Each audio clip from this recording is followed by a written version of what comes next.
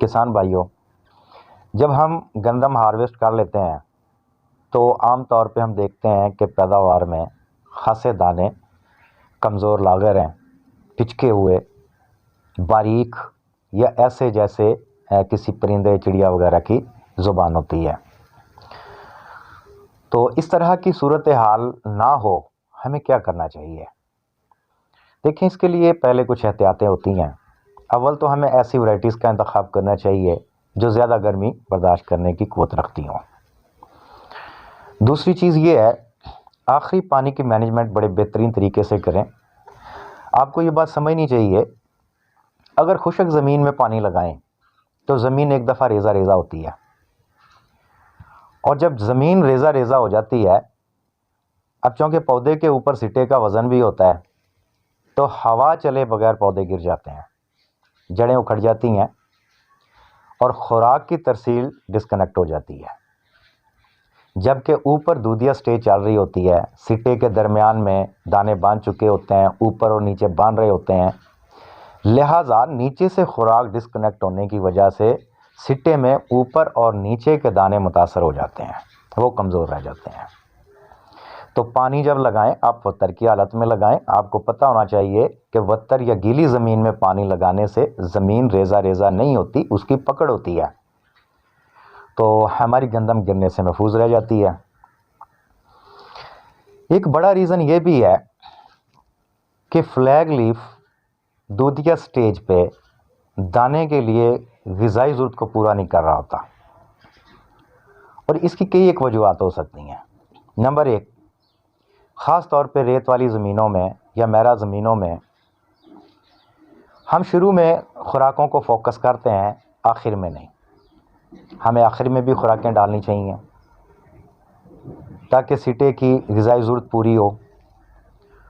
اور دوسرا، بیماری اور کھادوں کی ڈیفیشنسی کی وجہ سے فلیگ لیف متاثر ہو سکتا ہے، جس کی وجہ سے سٹے کی جو غذائی ضرورت ہے وہ پوری نہیں ہوتی۔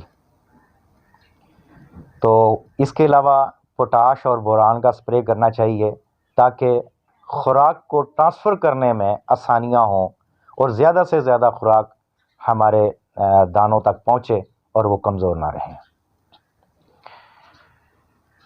اس میں ایک چیز اور بھی قابل غور ہے، میں نے اپنے ایک پلان میں بھی یہ بات کہی ہے کہ پوٹاش اور بوران کا سپرے سٹا نکلنے سے پہلے ضرور کریں، اور آخری اپلیکیشن سالوبل جو ہے وہ بھی لازمی کریں۔ لیکن سٹا نکلنے کے بعد آپ کو ایک پوٹاش کا سپرے پھر بھی دینا چاہیے، وہ زیادہ بینیفٹلی ہوتا ہے۔